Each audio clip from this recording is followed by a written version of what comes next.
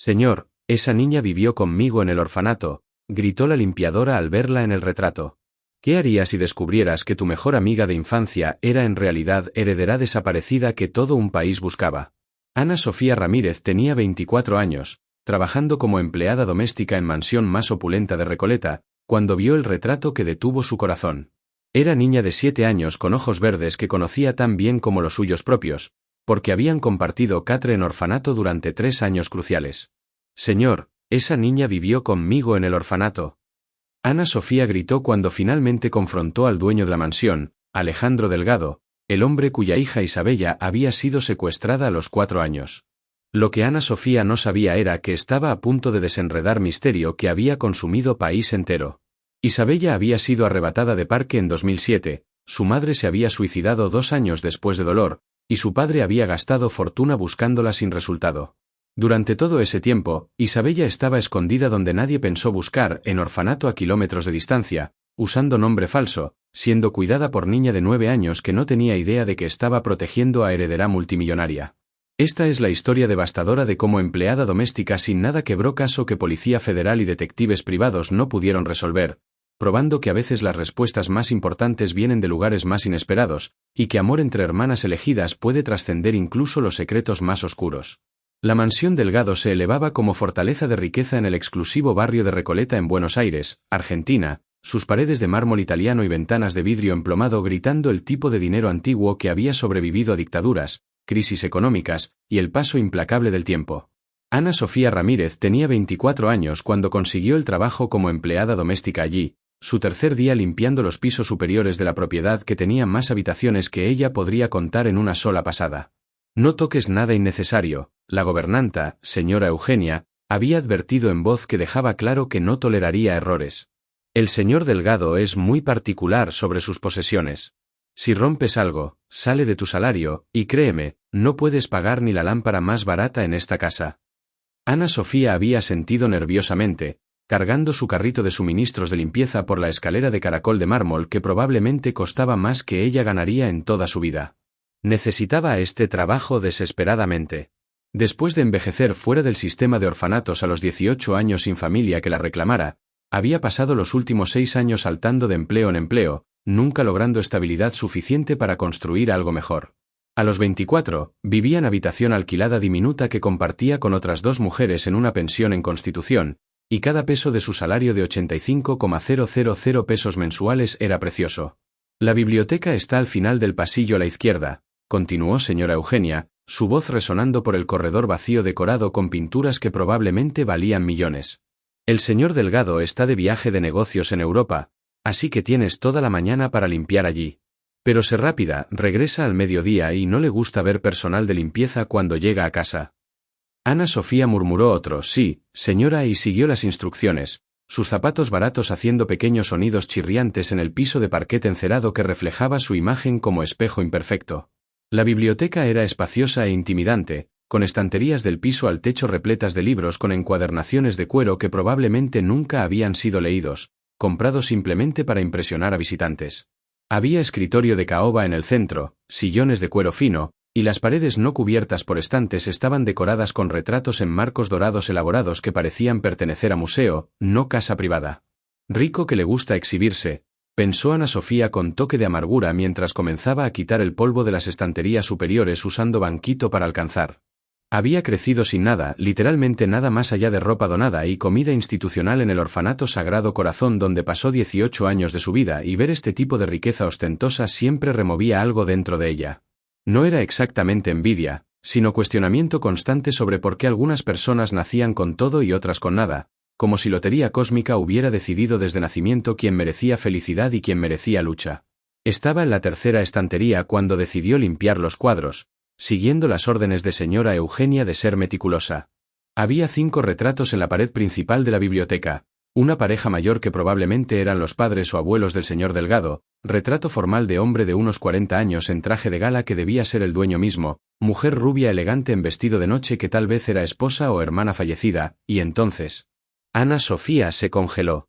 El paño de limpieza cayó de su mano, golpeando el suelo con sonido sordo que ella ni siquiera registró. Su corazón comenzó a latir tan fuerte que podía oírlo en sus propios oídos, un tambor ensordecedor que bloqueaba todos los otros sonidos del mundo. El quinto retrato mostraba a una niña. Una niña de aproximadamente 7 años, cabello castaño liso cortado en bob simple, ojos verdes penetrantes que parecían mirar directamente al alma de quien los observaba, y sonrisa ligeramente tímida que Ana Sofía conocía tan bien que podría haberla dibujado de memoria con ojos cerrados. La niña estaba vestida con vestido azul marino con cuello blanco de encaje, manos delicadamente cruzadas en el regazo, sentada en silla de terciopelo carmesí que era probablemente más valiosa que todo lo que Ana Sofía había poseído alguna vez. Ana Sofía conocía ese rostro. Lo conocía íntimamente, visceralmente, porque lo había visto todos los días durante 3 años cruciales de su infancia que habían definido gran parte de quién era como persona.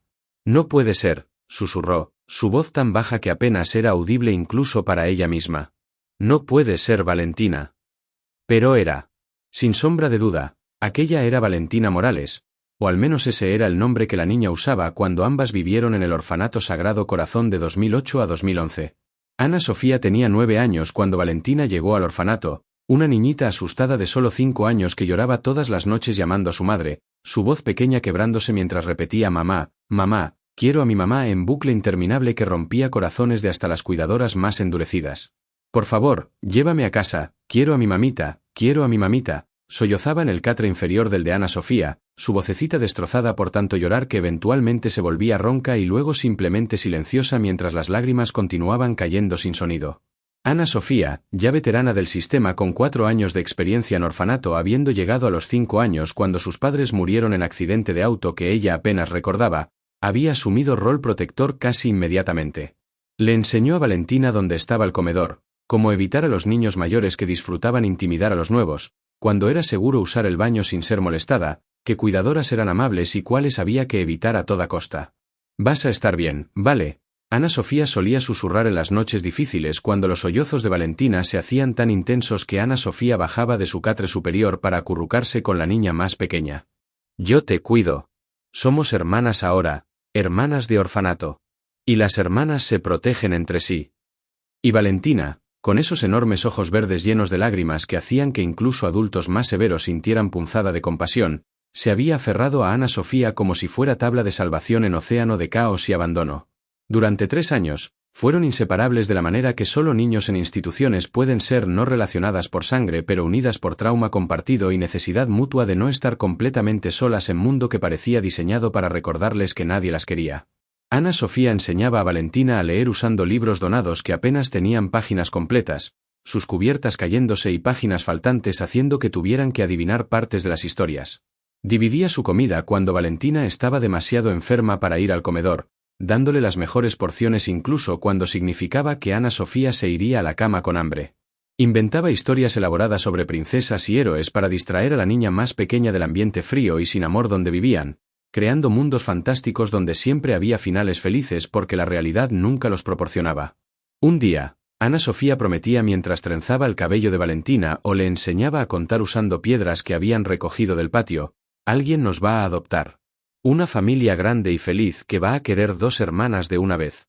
Y vamos a tener nuestro propio cuarto con camas suaves, y juguetes nuevos, y vamos a comer torta de chocolate cada domingo. Era fantasía que ambas sabían que probablemente nunca sucedería, las estadísticas estaban en su contra, con tasa de adopción para niños mayores de 5 siendo casi 0 en Argentina, pero era fantasía necesaria que las mantenía con esperanza cuando la alternativa era desesperación total. Pero no fue eso lo que pasó. En agosto de 2011, cuando Valentina tenía 7 años, exactamente la edad que tenía en el retrato colgando frente a Ana Sofía ahora, simplemente desapareció. Ana Sofía despertó una mañana y el catre inferior estaba vacío, sábanas ya removidas, almohada ya tomada, ningún rastro de que Valentina alguna vez hubiera estado allí excepto en los recuerdos de Ana Sofía que se sentían tan vívidos que dolían. ¿Dónde está Vale? Ana Sofía había preguntado frenéticamente a hermana Beatriz, la monja severa que administraba el orfanato con mano de hierro y corazón que parecía estar hecho del mismo material. ¿Dónde está Valentina? ¿A dónde fue? La hermana, ocupada con papeleo administrativo que aparentemente era más importante que niña preocupada, apenas levantó la vista. Se fue. Fue adoptada. Es buena noticia, deberías estar feliz por ella. Pero Ana Sofía no podía estar feliz. No cuando no había tenido oportunidad de despedirse, no cuando su única familia elegida, no de sangre, pero familia de todas formas había sido arrancada sin advertencia o explicación. ¿Adoptada? ¿Por quién? ¿Puedo visitarla? ¿Puedo al menos escribirle carta? ¿Puedo saber dónde está? Las preguntas de Ana Sofía se volvieron más desesperadas, más altas, su voz de 9 años quebrándose con angustia que era demasiado grande para su pequeño cuerpo contener. Hermana Beatriz había dejado su pluma con suspiro de exasperación, girándose para mirar a Ana Sofía con expresión que no contenía ni pizca de calidez o comprensión. Niña, necesitas parar con esto inmediatamente. Valentina fue al lugar mejor. Sé agradecida de que ella tuvo esa suerte y deja de hacer escándalo. La información de adopción es confidencial, y no puedes contactarla. Ahora vuelve a tu rutina y deja de interrumpir mi trabajo. Pero Ana Sofía no podía parar. Durante días, rechazó comida, lloró hasta que no le quedaron más lágrimas, rogó a cualquiera que escuchara por cualquier información sobre dónde había ido Valentina. Solo quiero saber que está bien, suplicaba a las cuidadoras, a otras monjas, incluso a otros niños como si ellos pudieran tener alguna respuesta. Solo quiero saber que es feliz. Por favor, alguien dígame algo. Pero nadie le dijo nada. Era como si Valentina nunca hubiera existido, borrada del orfanato sin dejar rastro más allá del agujero del tamaño de niña de 7 años en el corazón de Ana Sofía. Eventualmente, Ana Sofía fue forzada a aceptar no porque quisiera, sino porque niña en orfanato no tiene poder, no tiene voz, no tiene más opción que seguir sobreviviendo día tras día incluso cuando sobrevivir duele más que cualquier cosa física podría. Pero nunca olvidó. Nunca olvidó a la niñita de ojos verdes que había sido su única familia real, su hermana elegida, su razón para seguir intentando en sistema que parecía diseñado para romper espíritus y extinguir esperanzas. Y ahora, 13 años después, ahí estaba el rostro de Valentina mirándola desde marco dorado en la pared de una de las mansiones más ricas de Buenos Aires. ¿Qué estás haciendo? La voz aguda de señora Eugenia cortó a través de la niebla de shock de Ana Sofía como cuchillo. Te dije que limpiaras rápido, no que te quedaras parada mirando las paredes como turista en museo. Ana Sofía se giró, su rostro todavía blanco de shock, sus manos temblando visiblemente. Señora Eugenia, ese retrato, esa niña, ¿quién es? La gobernanta frunció el ceño, claramente irritada por la pregunta y por el hecho de que Ana Sofía no estuviera trabajando. No es de tu incumbencia. Estás aquí para limpiar, no para hacer preguntas sobre la familia.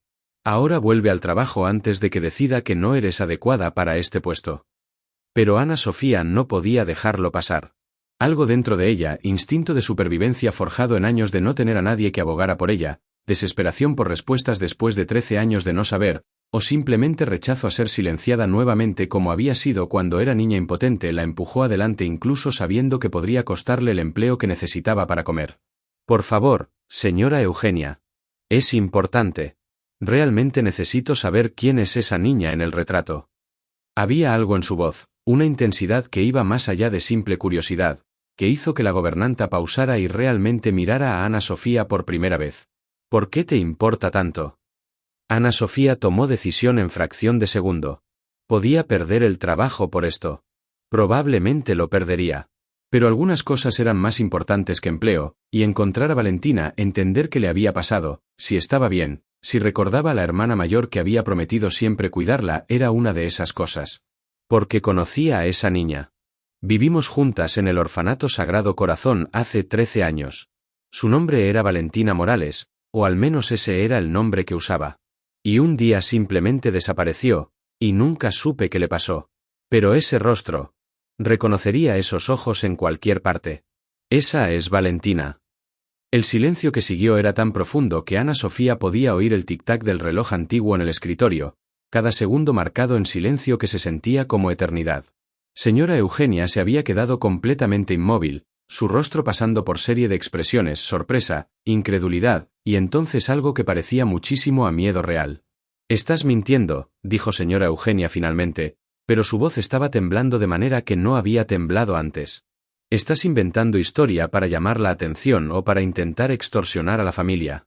He visto tu tipo antes, gente desesperada inventando conexiones con los ricos con esperanza de conseguir dinero fácil. Ana Sofía sacudió la cabeza vigorosamente, lágrimas comenzando a picar sus ojos porque después de todos estos años, después de toda la incertidumbre y el dolor de no saber, estaba tan cerca de respuestas y no iba a dejar que se le escaparan. No estoy mintiendo. Valentina llegó al orfanato cuando tenía 5 años, en 2008. Tenía marca de nacimiento detrás de la oreja izquierda en forma de media luna. Le aterrorizaban los truenos y siempre escondía la cabeza debajo de la almohada durante tormentas. Su color favorito era amarillo porque decía que se parecía al sol. Cuando estaba nerviosa, se mordía el labio inferior. Cuando estaba feliz, cantaba nunca palabras reales, solo melodías que inventaba. Ella. La voz de Ana Sofía se quebró con emoción de 13 años de recuerdos inundándola de golpe. ¡Para! Señora Eugenia prácticamente gritó la palabra, después miró nerviosamente hacia el pasillo como si temiera que alguien hubiera oído. Cuando habló de nuevo, su voz era susurro urgente y asustado. No puedes hablar de esto. No puedes decirle esto a nadie. ¿Entiendes? Ana Sofía sintió frío helado descender por su columna vertebral. ¿Por qué? ¿Qué pasó con Valentina? ¿Está bien? Vive aquí. La gobernanta miró a Ana Sofía por largo momento, claramente luchando con decisión interna sobre qué decir, cuánto revelar, si decir algo en absoluto. Finalmente, suspiró profundamente como si estuviera liberando peso que había estado cargando por mucho tiempo. Ven conmigo. Pero no hagas ruido y no digas nada hasta que te diga que puedes. Condujo a Ana Sofía fuera de la biblioteca, por el pasillo, bajando escalera de servicio hasta pequeña oficina que parecía ser espacio personal de señora Eugenia. Cerró la puerta cuidadosamente, después se giró para enfrentar a Ana Sofía con expresión que era mitad advertencia, mitad resignación. Lo que vas a escuchar no puede salir de esta habitación. Si repites esto a cualquier persona no solo perderás tu trabajo, sino que podrías tener problemas legales serios. La familia Delgado tiene abogados poderosos y recursos ilimitados. ¿Entiendes? Ana Sofía asintió, su corazón latiendo descontroladamente. Entiendo. Pero necesito saber qué le pasó a ella. Por favor. Señora Eugenia caminó hasta la ventana que daba al jardín impecablemente mantenido, mirando afuera mientras elegía sus palabras con cuidado que hablaba de peligro real en lo que estaba a punto de revelar. Esa niña en el retrato no se llama Valentina Morales. Se llama Isabella Delgado. Es la hija única del señor Alejandro Delgado y su fallecida esposa, señora Carolina. Ana Sofía sintió como si el suelo se hubiera abierto bajo sus pies. Pero eso no tiene sentido. Yo la conocí. Vivía en el orfanato. No tenía familia, no tenía. Señora Eugenia se giró, y había lágrimas en sus ojos, algo que Ana Sofía nunca esperaría ver en la mujer normalmente tan controlada y fría. Fue secuestrada. Las palabras quedaron suspendidas en el aire como veneno, infectando todo lo que tocaban. ¿Secuestrada? Ana Sofía apenas pudo formar la palabra, su mente luchando por procesar lo que estaba escuchando. ¿Cómo? ¿Cuándo? ¿Por quién? Señora Eugenia volvió a su escritorio, hundiéndose pesadamente en su silla como si llevar ese secreto fuera peso físico que finalmente estaba volviendo demasiado pesado para sostener sola. Isabella fue llevada cuando tenía 4 años, en 2007. Ella y su madre estaban en el parque, solo un paseo simple en tarde de sábado en Palermo. La niñera estaba con ellas, una joven llamada Lucía que había trabajado para la familia por solo 3 meses. Su voz se volvió aún más suave, más dolorosa. Lucía se distrajo por literalmente 2 minutos para atender llamada telefónica. Cuando miró de vuelta, Isabella había desaparecido. Simplemente desvanecida. Como si la tierra se la hubiera tragado. Ana Sofía se sentó en silla cercana, sus piernas no sosteniéndola más, tratando de procesar información que estaba reescribiendo todo lo que pensaba que sabía sobre su infancia, sobre Valentina, sobre todo. ¿Y la madre? Preguntó, aunque parte de ella ya sabía que la respuesta no sería buena. La voz de señora Eugenia se volvió aún más suave, cargada con dolor que claramente no había disminuido con el tiempo. Señora Carolina nunca se recuperó. Pasó un año buscando a Isabella obsesivamente, contrató detectives privados, ofreció recompensas enormes de millones de pesos, apareció en todos los programas de televisión implorando por el regreso de su hija. Gastaron fortuna, involucraron a Policía Federal y a Interpol, siguieron cada pista no importa cuán pequeña. Nada. Isabella había simplemente desaparecido sin rastro, como si nunca hubiera existido. Señora Eugenia limpió una lágrima que había escapado. 2 años después del secuestro, señora Carolina se suicidó. Se arrojó del balcón del 10º piso de su apartamento en el centro. Dejó carta diciendo que no podía vivir en mundo donde su hija estaba sufriendo y ella no podía alcanzarla. Decía: «Perdóname, Isabella. Mamá trató, pero no fui lo suficientemente fuerte. Espero encontrarte donde sea que estés». Ana Sofía sintió náusea subiendo. Dios mío. ¿Y el padre? ¿El señor Delgado? La gobernanta suspiró profundamente. Se cerró completamente. Se transformó en el hombre de negocios frío y distante que conoces ahora.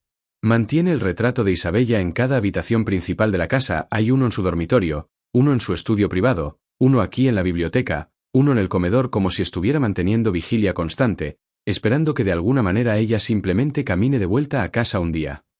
Hizo pausa. Pero nunca habla de ella. Nunca menciona su nombre. Es como si el dolor fuera demasiado grande para ponerlo en palabras, así que simplemente lo entierra profundo y pretende que si no lo reconoce, no puede destruirlo.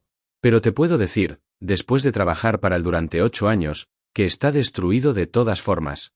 Simplemente lo hace en silencio, solo, sin permitir que nadie vea su dolor. Ana Sofía estaba temblando ahora, piezas del rompecabezas encajando en su mente de formas horribles que hacían que todo su cuerpo se sintiera frío. Entonces Valentina, Isabella, ¿fue mantenida en orfanato por quien la secuestró? Por 3 años. Señora Eugenia asintió lentamente, su expresión una de dolor y culpa mezclados. Presumiblemente. La policía investigó orfanatos en ese momento, pero el Sagrado Corazón no estaba en sus búsquedas principales porque está en provincia diferente, en Córdoba, lejos de Buenos Aires donde ocurrió el secuestro. Y si quien secuestró usó nombre falso, documentos falsos, quizás incluso alteró apariencia de la niña de alguna manera. Ana Sofía completó el pensamiento. Entonces podría estar escondida a plena vista, en sistema que ya estaba tan sobrecargado, tan mal financiado, tan desorganizado que nadie verificaría cada historia cuidadosamente. Era estrategia diabólica pero efectiva. Los orfanatos en Argentina recibían niños constantemente con documentación mínima y verificación aún menos. Trabajadores sociales sobrecargados y mal pagados rara vez hacían preguntas profundas.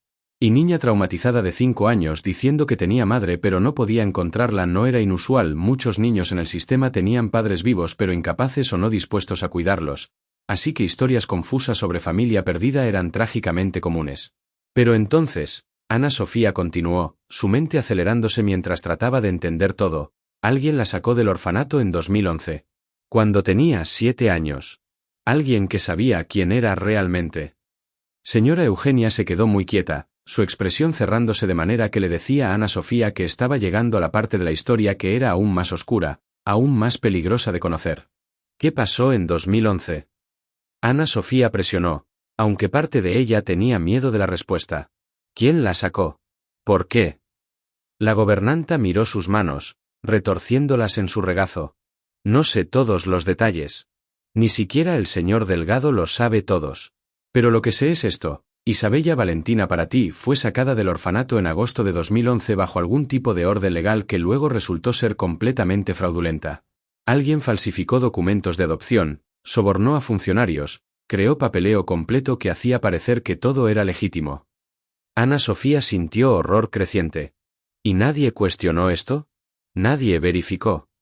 Señora Eugenia la miró con expresión que era mitad disculpa, mitad acusación al sistema fallido que permitía que estas cosas sucedieran. ¿Cuántas verificaciones había en tu orfanato? Ana Sofía. ¿Cuánta supervisión? Si alguien llegaba con papeles que parecían oficiales, las monjas tenían recursos o entrenamiento para verificar cada detalle. O simplemente estaban contentas de tener una boca menos que alimentar, una cama más disponible para próximo niño necesitado. Era verdad brutal que Ana Sofía no podía refutar. El orfanato donde había crecido estaba crónicamente con falta de personal, con falta de fondos, abrumado por número de niños que necesitaban cuidado. Si alguien llegaba a adoptar, especialmente con documentación que parecía legítima, probablemente habría sido visto como bendición, no algo para cuestionar profundamente. Entonces alguien falsificó adopción para sacar a Isabella del orfanato, Ana Sofía dijo lentamente. ¿Pero por qué? ¿Qué pasó con ella después de eso?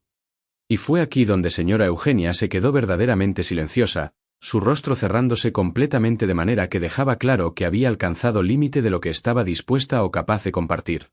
No lo sé, dijo finalmente, Pero había algo en su tono que hacía que Ana Sofía sospechara que sabía más de lo que estaba diciendo. Nadie sabe. Después de que fue sacada del orfanato en 2011, Isabella Delgado desapareció completamente. Nunca fue encontrada. Ha estado desaparecida por 13 años ahora. Las palabras golpearon a Ana Sofía como golpes físicos. ¿Desaparecida? ¿Quieres decir que podría estar? No podía siquiera decir la palabra muerta. No cuando estaba hablando de Valentina, de la dulce niñita de 7 años que solía acurrucarse con Ana Sofía durante tormentas y cantar melodías inventadas cuando estaba feliz. Podría estar viva. Podría estar muerta. Podría estar en cualquier parte, siendo cualquier persona, con cualquier nombre que sus captores le hayan dado. Señora Eugenia dijo con voz que era plana con tipo de dolor que viene de años sin respuestas. El señor Delgado nunca ha dejado de buscar. Todavía tiene equipo de investigadores privados en retén. Todavía sigue cada pista que aparece. Pero después de 13 años, la mayoría de la gente ha perdido la esperanza. La mayoría de la gente piensa que Isabella está muerta, y que es solo cuestión de tiempo antes de que el señor Delgado acepte eso también. Ana Sofía se levantó abruptamente, determinación reemplazando el shock que había sentido momentos antes. Entonces necesito decirle al señor Delgado. Necesito decirle que su hija estaba viva hasta al menos 2011. Necesito decirle sobre el orfanato, sobre el nombre falso que usaban, sobre todo. Pero señora Eugenia agarró el brazo de Ana Sofía con fuerza sorprendente, deteniéndola. Espera. Piensa sobre esto. ¿Vas a ir al hombre más poderoso que conoces y decirle que conociste a su hija secuestrada hace 13 años? ¿Que ella desapareció de nuevo bajo circunstancias misteriosas y no hiciste nada en ese momento porque era solo niña? ¿Que tú, una empleada doméstica que acaba de ser contratada hace 3 días y no tiene razón para confiar en ella, tienes esta información devastadora? Ana Sofía se detuvo, la realidad de la situación hundiéndose. No me va a creer. Señora Eugenia soltó su brazo pero su expresión seguía urgente. Peor. Podría pensar que estás intentando estafa. Que inventaste historia elaborada para extorsionar dinero o atención. La familia Delgado ha sido blanco de docenas de estafadores a lo largo de los años, gente alegando saber dónde está Isabella, gente diciendo ser Isabella adulta, gente ofreciendo información a cambio de dinero. Él se ha vuelto muy desconfiado de cualquiera que viene con afirmaciones sobre su hija. Ana Sofía se hundió de vuelta en la silla, el peso de lo que había descubierto y su propia impotencia para hacer algo al respecto hundiéndose. Entonces, ¿qué hago? ¿Simplemente no digo nada? ¿Dejo que él continúe sin saber que su hija estaba viva años después de que ella desapareció, que tuvo amigos, gente que la amó, momentos de felicidad incluso en orfanato? La gobernanta pensó cuidadosamente. Necesitas prueba. Algo concreto que conecte a Valentina del orfanato con Isabella Delgado. Registros, fotografías, cualquier cosa que corrobore tu historia y haga imposible que él simplemente te descarte como otra estafadora. Ana Sofía comenzó a pensar frenéticamente. El orfanato debe tener registros. Documentos de cuando Valentina entró, quién la dejó allí, información médica. Y debe haber fotografías, tomaban fotos de todos los niños para archivos. Señora Eugenia asintió. Eso sería un comienzo. Pero necesitas ser cuidadosa. Si quien secuestró a Isabella todavía está por ahí, si descubren que estás investigando, podría ser peligroso. Muy peligroso. Era advertencia seria que Ana Sofía probablemente debería tomar más en serio. Pero pensando en Valentina, en Isabella, aquella niñita asustada que había confiado en Ana Sofía, que había llamado a Ana Sofía su hermana, que había desaparecido sin explicación dejando herida que nunca había sanado completamente, Ana Sofía supo que no tenía elección. Voy al orfanato, decidió Ana Sofía, voz firme con resolución que venía de finalmente tener propósito después de años a la deriva. Todavía conozco a algunas personas que trabajan allí. Hermana Beatriz todavía es directora. Si explico la situación. Señora Eugenia la interrumpió rápidamente. No expliques todo. Simplemente di que estás tratando de encontrar a amiga de infancia. Hazlo parecer personal, no investigación sobre secuestro de niña de familia rica. Cuantas menos personas sepan tus razones verdaderas, más segura estarás. Era consejo sabio que Ana Sofía aceptó con asentimiento. Está bien. Mi día libre es mañana. Voy a ir al orfanato entonces. Hesitó. ¿Y el señor Delgado? Va a estar aquí cuando regrese del trabajo pasado mañana. Señora Eugenia verificó el calendario en su escritorio. Regresa de Europa en 3 días. Para entonces, con suerte tendrás algo concreto para mostrarle. Y cuando lo hagas. Se detuvo, emoción genuina cruzando su rostro normalmente severo. Cuando lo hagas, podría ser que finalmente, después de todos estos años, tenga algunas respuestas. No todas las respuestas, quizás nunca tengamos todas, pero algunas. Y para hombre que ha vivido en incertidumbre durante 18 años, incluso algunas respuestas podrían ser regalo invaluable. Ana Sofía asintió, finalmente permitiéndose sentir el peso completo de lo que estaba emprendiendo. No era solo sobre encontrar información sobre amiga de infancia perdida. Era sobre potencialmente resolver uno de los casos de niño desaparecido más notorios de Argentina. Era sobre dar a padre destrozado a algún tipo de cierre. Era sobre honrar memoria de niña pequeña que había significado el mundo para Ana Sofía pero cuya verdadera historia había sido mucho más trágica de lo que alguna vez había imaginado. Será mejor que vuelvas al trabajo, señora Eugenia dijo gentilmente. No queremos que otros empleados noten que has estado desaparecida por mucho tiempo y empiecen a hacer preguntas. Ana Sofía estuvo de acuerdo, pero antes de irse, se giró con una última pregunta. Señora Eugenia, ¿por qué me estás ayudando? Podría simplemente haberme despedido, haberme dicho que me ocupara de mis propios asuntos. ¿Por qué arriesgar contándome todo esto? La gobernanta miró a Ana Sofía por largo momento antes de responder. Porque he trabajado en esta casa durante 8 años, viendo al señor Delgado lentamente consumirse por dentro con dolor que no puede expresar. Viendo esos retratos de Isabella en cada habitación, recordatorios constantes de lo que perdió. Y he pensado muchas veces que si pudiera hacer algo, cualquier cosa para darle algún tipo de paz, lo haría. Hizo pausa. Y porque cuando hablaste sobre Valentina, sobre cómo la cuidaste, sobre cómo fuiste su hermana, vi verdad en tus ojos. Vi amor real, no intento de estafa.